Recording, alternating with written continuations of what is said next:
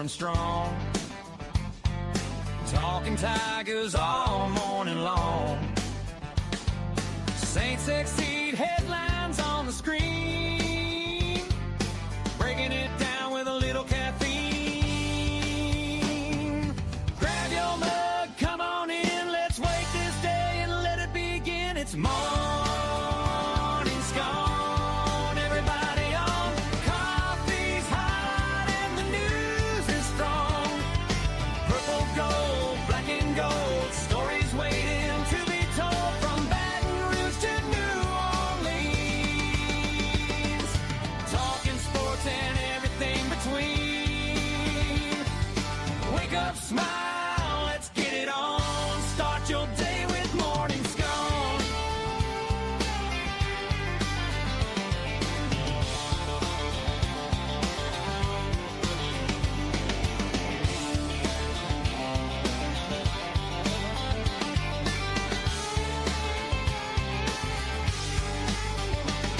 It's morning scone. Everybody on. Coffee's hot and the news is strong. Purple gold, black and gold. Stories waiting to be told from Baton Rouge to New Orleans. Talking sports and everything between. Wake up, smile, let's get it on. Start your day with morning scone. Where the coffee's hot, the takes are hotter.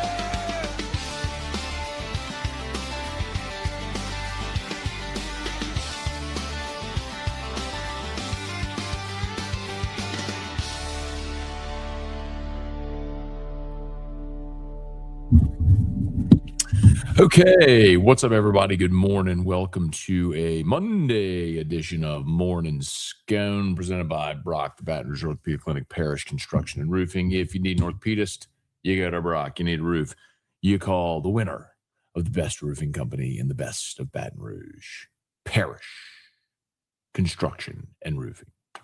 Unique physique, unique aesthetics and wellness, Restored Motions, restoredmotions.com. Bocock Brothers Premium Cigars. Code MAT15, MAT15, MAT15, 15% off your order. And, of course, FMOL Health, Our Lady of the Lake, championship health partner of LSU Athletics. Okay, y'all, good morning. Saints back on the practice field today. Tigers report tomorrow. LSU will be on the practice field on Wednesday. Saints on the practice field today. They will not be they will be without, however, Jalen Polk, who announced his retirement from the NFL on Sunday. This is a little surprising and certainly a lot disappointing. If you remember, Jalen Polk is from Texas, began his career at Texas Tech, transferred to Washington.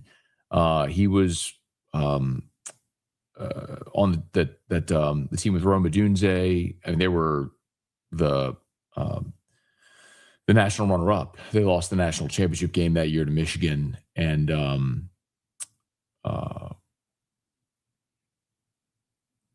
it was at Ohio State. Yeah, it was. No, Ohio State played Notre Dame. Michigan played Washington. Yeah. Sorry. Anyway, after that national championship game, declared for the draft, ended up being a second-round pick. And went to New England, the 37th overall pick of the Patriots, and was injured, and in week 2 was injured. And no, I'm sorry. I need to reset this whole thing. Oh my God. Anyway, as a rookie, played in 15 games. Going into his second year in 2025 is when he had the season-ending shoulder surgery. And the Saints, a month later, traded for him. Knowing he was going to miss the whole season. They traded a future 7th-round pick for Polk. Oh my God, dude. My brain. The Patriots sent Polk and a 7th to the Saints for a 6th.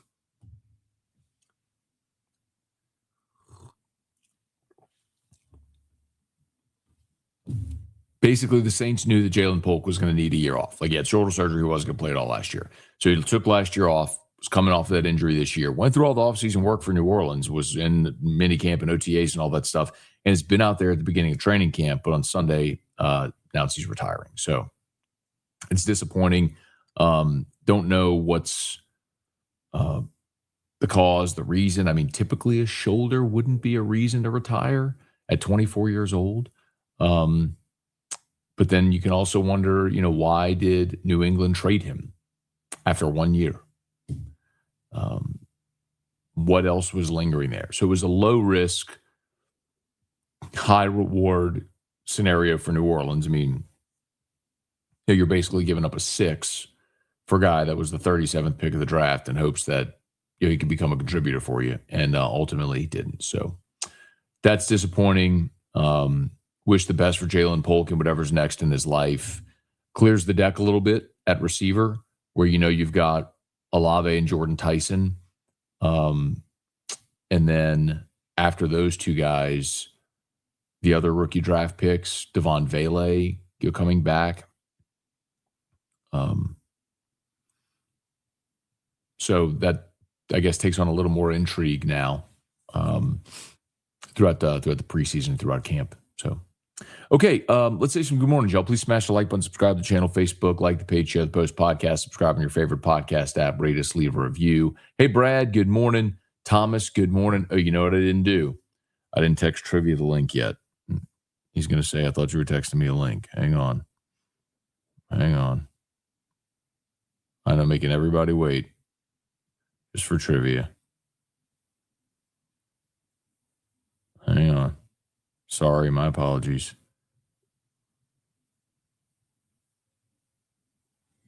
That's not what I wanted at all.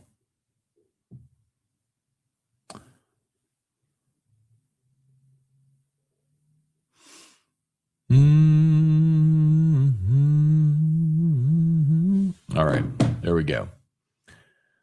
Hey, Thomas, good morning. Ben, good morning. Christian, beautiful week with football being back. Yeah, man, Thursday, how about Thursday is the Hall of Fame game. So whether you love it or hate it, it's like actual football with fans in the stands and game jerseys, and it'll be on TV and all that stuff. And of course, this coming weekend, Drew Brees gets inducted into the Pro Football Hall of Fame, which is going to be phenomenal. Hey, Bubba, good morning.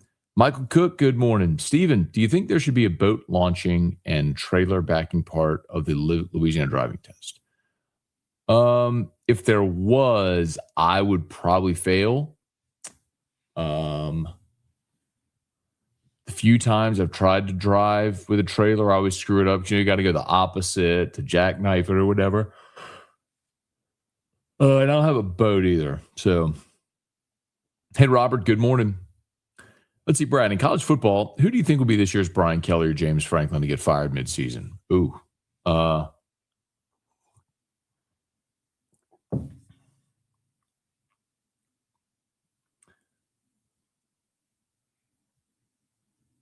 I mean,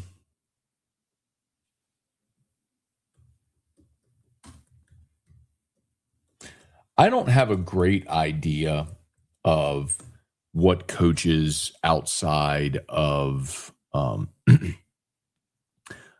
SEC might be on the hot seat, right? Like, I don't cover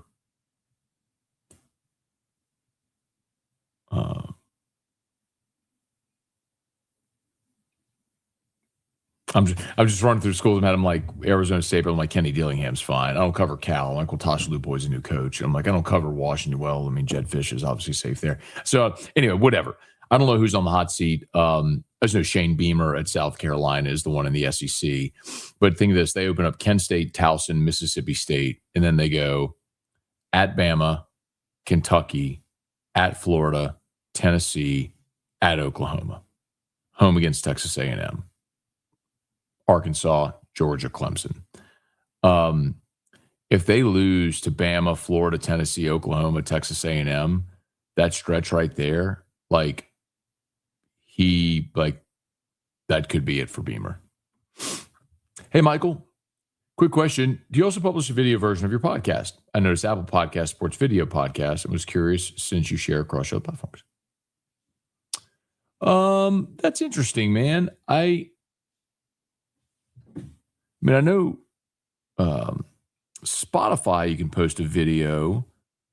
I didn't know you could post a video on Apple. Because when I go to upload, I upload to a platform called Spreaker, and Spreaker disseminates the pod to all the platforms. I guess I can try to upload video to Spreaker and see if it will just rip the audio for the others. But typically video is here on YouTube, Facebook, and then I just upload the audio file to all the different podcast platforms. Hey, Brett, good morning. Let's go. Team reports this week. Football's back. Yeah, something else to remember tonight, y'all. Tonight is the meeting at the governor's mansion with the top 40 donors, or at least the first one, because it's Monday, Wednesday. So suffice to say, as soon as that meeting adjourns, I'm pretty sure that we will have bountiful information on what transpired. Might even try to get it before the meeting and have something ready to roll for when that meeting adjourns, but we'll see. But yeah, so busy week. So you've got meeting at the governor's mansion tonight. Tuesday, LSU football reports. Wednesday is the second meeting and the first LSU football practice, and you have the Saints in training camp all week as well. So Thursday, Hall of Fame game, it is upon us. Hey, Zachary, good morning. With Polk retiring, I think we can confidently know at least 5 receivers that will make the team. Well, let's see. Olave, Tyson, Vele, I'm assuming you're counting him as well. And so then I guess you're counting Bryce Lance and Barry and Brown. Would those be the 5 that you're considering? And if Brown is a specialist, he may be a 6th. Hey, Jesse, good morning. With Polk retiring, I think all the Saints wide receiver draft picks make the 53. Yeah, well, I mean, Tyson, Lance, and Brown were probably going to make it anyway. Tyson and Lance for sure, and then Barry and Brown, I think is going to end up being the return specialist on the team. So I think they were all 3 of those guys were going to make it anyway. It would have been interesting. Excuse me. It would have been really interesting with Polk had he stayed and made the team. Then you'd been like, all right, well, who's the odd man out? When you look at the other receivers, Kevin Austin, Ronnie Bell. Oh, Bub Means. I forgot about Bub Means. I mean, look, that guy was a 3rd-round pick, Jalen Marino Cropper, Trey Palmer, Brock Rechsteiner, Mason Tipton. I mean, Bub Means is the interesting one there because you have the 3rd-round pick invested in him. Hey, Adam, good morning. Happy NFL Hall of Fame game week. Have a nice day. Take care. Falcon with a hat. Good morning, Matt, Drew, and Erica, and my fellow Sconers. Steven, what's your thought on Zyron Forstall as priority and LSU's thoughts on him overall? I haven't heard you talk about him. Yeah, I mean, he's committed to A&M, right? So Zyron Forstall is a kid from Jesuit who transferred to IMG Academy. At one point, he was like the number 1 player, number 1 edge for 2027. So he's committed to A&M. Let's see. In the Rivals industry ranking, he is the number 26 overall player. So 5-star. Interesting. This is so weird. So Rivals has him nationally number 147. ESPN has him 21st. 24/7 has him 30th. So there are 2 of the services that have him as a top 30 player, and then another that has a number 147, which is kind of crazy. 6'3", 220 edge rusher. He's committed to A&M. Yeah, man, I think we've talked about a good bit how this staff plans to approach the high school ranks, man. If they feel like you can be an immediate impact guy, they'll pay for you. But like Zyron Forstall is going to A&M. Like he's part of this elite level A&M class where they're going to pay for all these freshmen, and you just wonder, like, can you keep them all?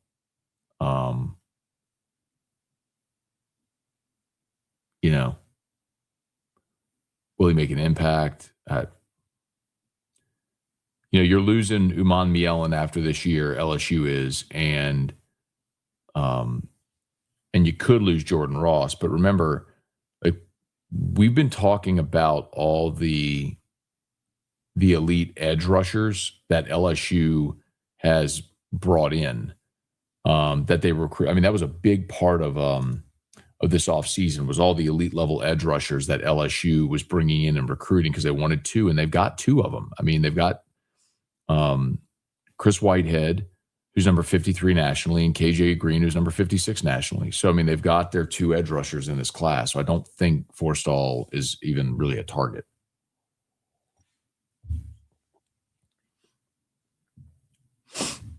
Hey, Devin, good morning. So awesome Schmidt's coming to campus. Could this be the highest rated freshman class ever signed at LSU? Great day to be a Tiger. 97 from the left side. Next couple of years, epic.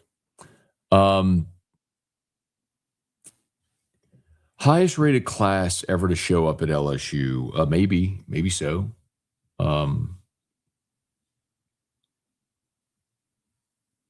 Because it's one thing, as you mentioned there, to have the number one ranked class. It's another to get them on campus, right? You're always going to lose guys to the draft.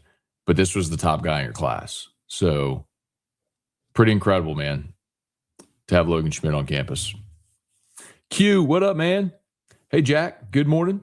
Alex, good morning. If the afternoon practices allow media access, will you have time to make it down there after AFR?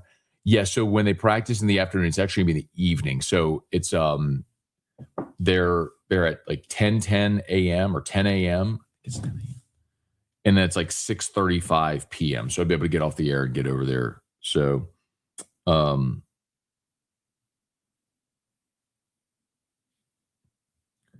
practice on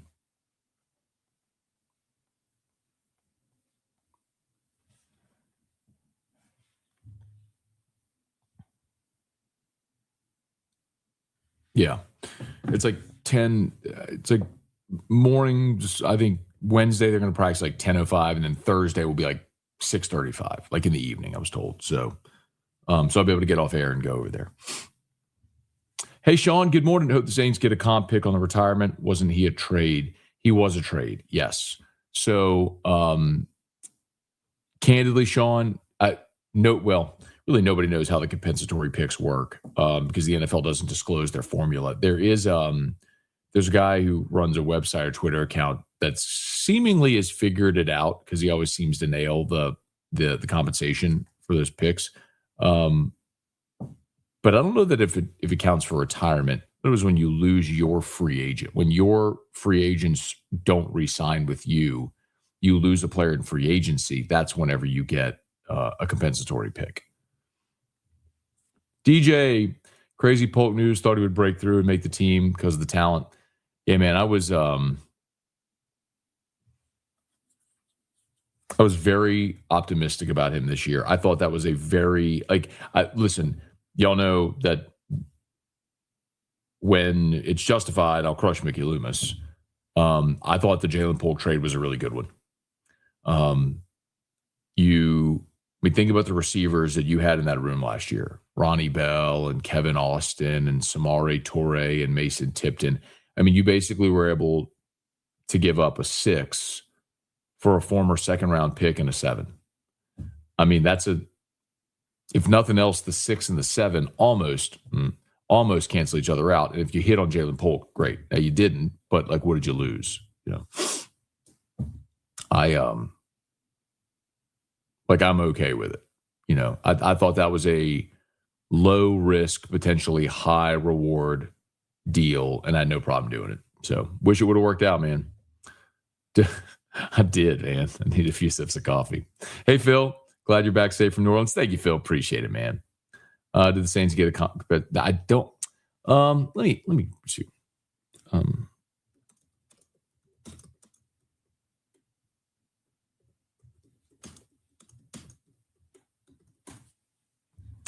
No, you do not get a compensatory pick. I thought so. Like the compensatory picks are when you lose a free agent. Like if you have a player that is an unrestricted free agent and they don't re-sign with you, they leave. That's when the compensatory pick model comes into play or formula comes into play. Hey, Robbie, good morning. Been busy lately. Just getting back to listening to Morning Scone. I'm sure you talked about this, but your feeling on Chris Olave's new contract. Do you see Taysom Hill retire, going to unretire, or reunite with Sean Payton in Denver? I have had quite a few thoughts on Chris Olave. I've talked about him on pretty much every platform. I think Chris Olave is a fantastic football player. I'm glad he's with the Saints. I think he's been a great team guy. He's been productive when healthy, and I'm very encouraged that he stayed healthy last year after the concussion issues 2 years ago, both for the Saints and for his physical health and well-being. I do not think he is the sixth best receiver in the NFL, and on an average annual basis, they paid him the sixth highest contract in the NFL for a receiver. So I think they overpaid for him. I'm like, two things can be true. I'm very glad Chris Olave is a New Orleans Saint, and I can also think they overpaid for him. As for Taysom, he did not retire, which means he's leaving open the option of playing again, and it would stand to reason the only place he could possibly go would be Denver with Sean Payton. So we'll see if that happens. Hey, Steven, who's going to return punts if it ever happens? Kickoff returns. Yeah, I think that's going to be Barry and Brown. Robbie, thoughts on Sean Payton representing Drew Brees at the Hall of Fame? So, yeah, if y'all missed it, Sean is going to be introducing Drew Brees. I can't imagine anyone else. I mean, if those two are so united, I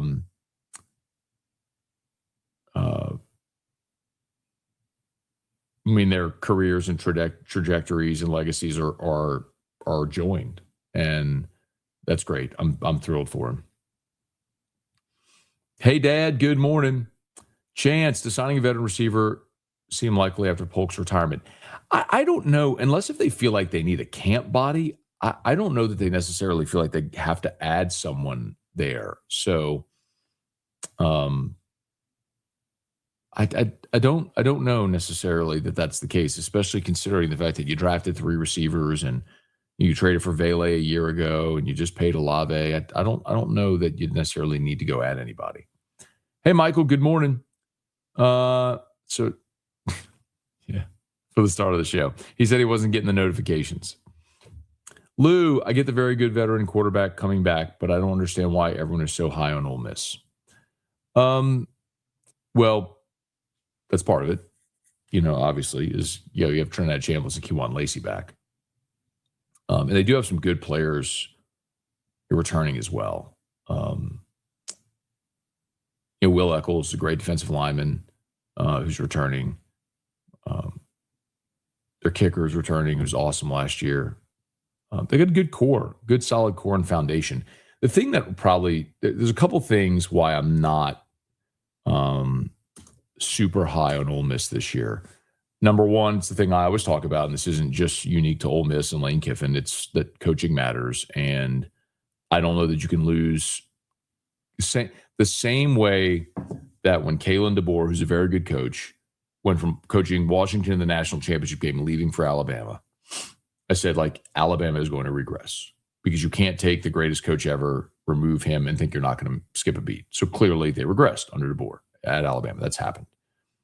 I don't think you can take Lane Kiffin, Charlie Weiss, and assume the offense is just going to churn.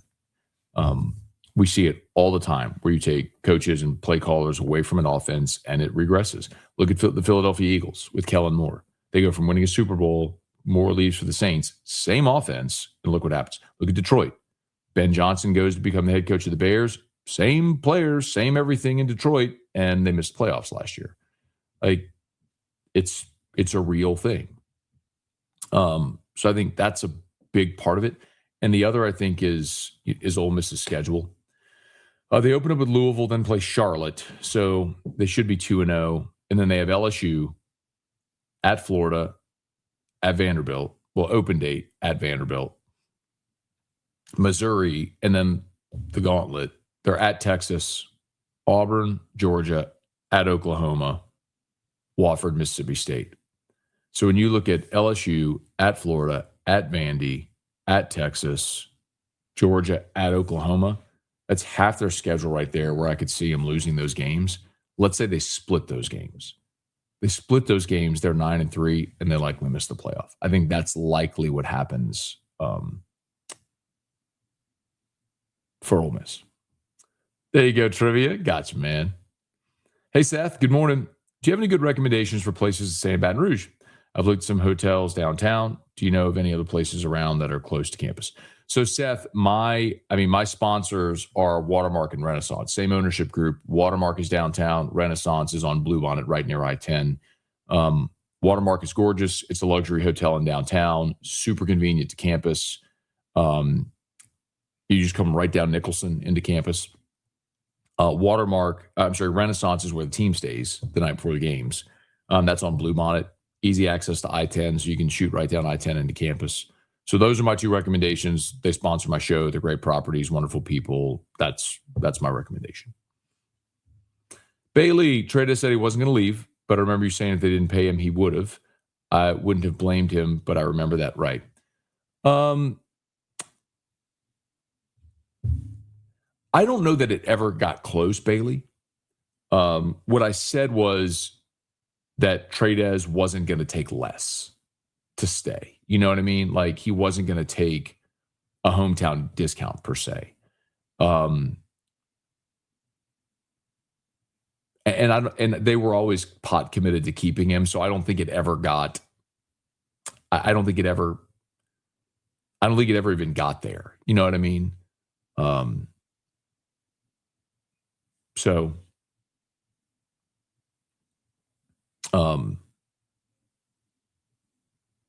I believe him. They wanted to stay, never intended to leave, but they had to pay him, and they did.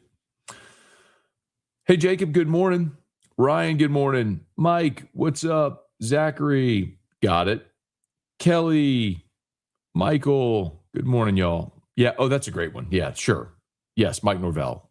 Someone asked earlier about the hot seat conversation. Yes, Mike Norvell is a great one. After being undefeated a couple of seasons ago, then face planting last year, if Florida State, wets the bed again this year, Norvell could be out. Did they give him a raise after that undefeated season? I want to say they extended him. They did. He's extended through 2031, 8-year extension worth $84 million. He's going to make 10.3 this year. I mean, y'all wonder why the players look and be like, we want to get paid too. Singer, good morning. This is the first time I've gotten to catch you live in about 2 weeks. All right, man. Welcome aboard. Glad to see you there. Steven, any word about the Dallas trip? Everybody stay out of trouble. Yeah. So I actually did reach out to the folks at Throw It Deep. That's the passing academy in Dallas where the players went. And I'm trying to get the quarterback coach, the founder of the academy, on the show today. And let's see if we can work that out. They did reply, like, we can make this work. Let's just get a day, time, all that sort of stuff. So, anyway, so hopefully that happens today. Would love to do that. Hey, Deborah, good morning. Hey, Ron, good morning. Brad, do you remember, how did you get news that Tyron was kicked off the team? Did you find out before it was released to the public? No, I was sitting in the team room when Les announced it. So we were all going. So they called that press conference, and LSU that morning put out an alert to the media that they were having an emergency press conference, and so all the local media went to the team room there at Football Ops, and Les walked in and announced that Tyron was dismissed from the team. We all thought we knew it was Tyron.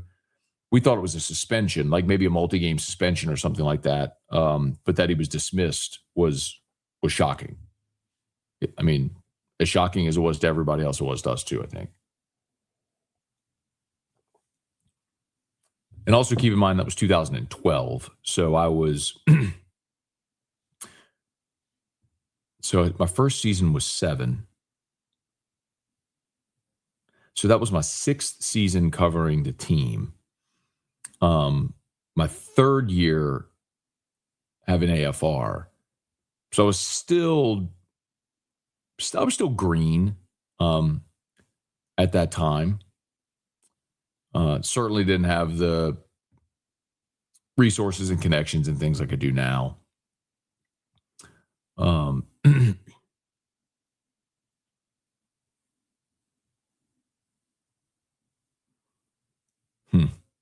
What a day that was. Hey, Carrie, good morning. Adam Norvell, yep. Robbie, I don't know if you knew about this, but congrats to Ronnie Rance. Last year's Rougarou winning the TLC. Well aware. Ronnie wears the championship rings all everywhere and brings it up all the time. So he should be proud. That's great. I'm happy for him, though. Yeah, so the Rougarou won their league championship last year, and then he bought the Gumbo Gators in Lake Charles, so he owns both teams now. Hey, Clayton, good morning. Brad, do you think Lincoln Riley could be out this year? I feel like he needs to finally make the playoffs to earn his big contract. One of the more understated things about last season was how good of a season Southern Cal had. Like, they had a very nice bounce-back season last year. I think they were 7-2 in the Big Ten. They went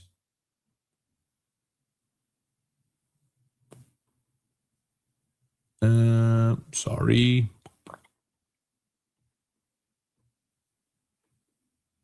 Yeah, so they finished 9-4, but they were 7-2 in the Big Ten.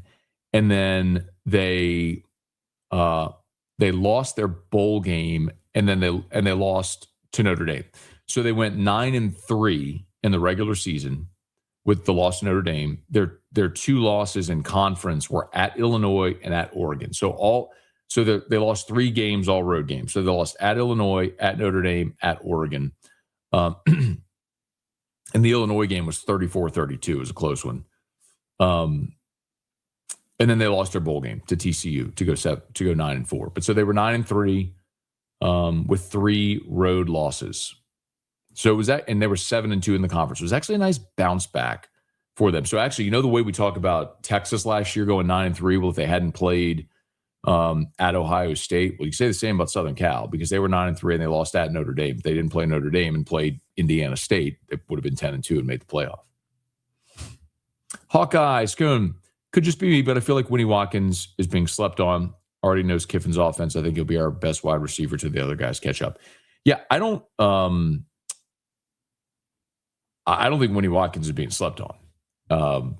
We talked about him all throughout spring, and it was very clear that while everyone else was swimming, like trying to learn the offense and everything, Watkins was. I mean, it felt like every time they're in a team drill, it's like 3rd and 3, they run a 4-yard out to Winnie Watkins. He was just always open and in the right place. So, yes, I think his knowledge of this offense gives him a huge advantage early. I think if you're looking at your top 4-5 receivers, it's all the guys that went to Dallas. I mean, I think Jace Brown, Winnie Watkins, Jackson Harris, Trey Wilson from Florida, and then Malik Elzy. I mean, I think those are your guys.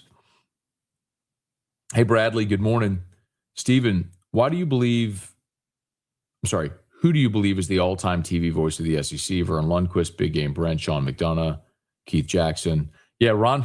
So I was wondering if you're going to get to Ron Franklin. So Ron Franklin and Mike Patrick, I mean, that was kind of my coming up era, right? Those 6:45 kicks on ESPN. It felt like LSU played like every week. It felt like they were in that time slot. So I loved it.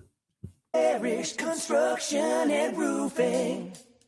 At Parish, we've got you covered. From the top of your roof, all the way down. Parish Construction and Roofing. Parish built. Parish built.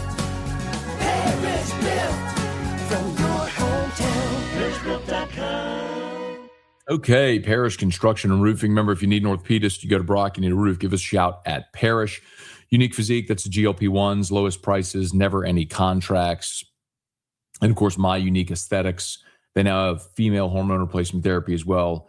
Ladies, take care of yourselves. Men, make sure the ladies in your lives are taking care of themselves. Restored Motions, restoredmotions.com, Bocock Brothers, Premium Cigars, and FMOL Health, Our Lady of the Lake, championship health partner of LSU Athletics. Hey, Sergeant King, good morning. Bailey, in your opinion, does NIL hurt the SEC compared to the Big Ten because the South isn't as wealthy, or does the interest compensate for that? It's an undeniable truth that some of those Big Ten schools are massively wealthy. Clearly, you have great buy-in in the SEC and the regionality there. But I think you have some schools in the Big Ten where the Michigan, Ohio State, Penn State, where the interest level is great. Like Northwestern is a great school, a wealthy school. They don't necessarily have the buy-in to be great at football, right? So you have those examples as well. Everyone in the SEC is pot committed to being great in football.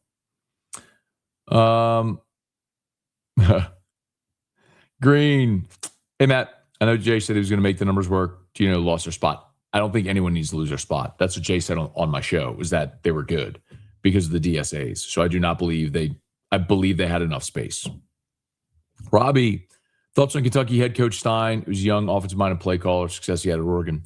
Yeah, he was impressive at SEC Media Days too. I mean, he's the one who sort of boldly said, why do you think you'll have success? He said, because of me, kind of channeling his inner Kurt Signetti. So, and I also think it's impressive that in three years at Oregon, he had 3 different quarterbacks, and all 3 years they were top 15 nationally in total offense. And it was his offense, man. I mean, Dan Lanning's a defensive-minded coach. So, yeah, I think that's a tricky spot for LSU going up to Kentucky this year.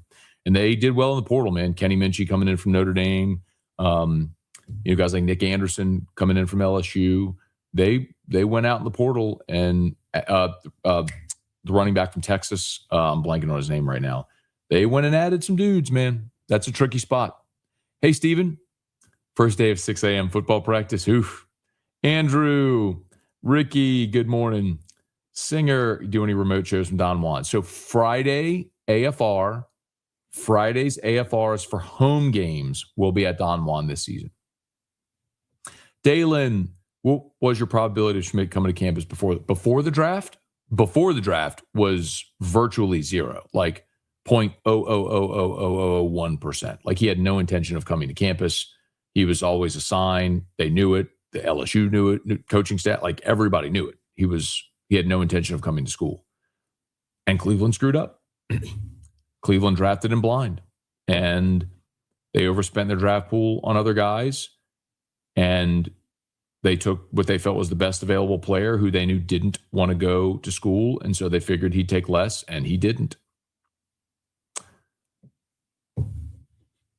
I mean, even after he didn't sign with Cleveland, I think I told y'all it was like 80-20 JUCO, but never bet against Jay Johnson, Ian. Jay Johnson. Hey, JW, good morning.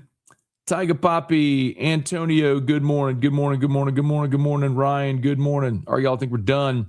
Y'all do me a favor. Smash that like button, subscribe to the channel, Facebook, like the page, share the post, podcast, subscribe on your favorite podcast app. Locked on LSU's Live, AFR3.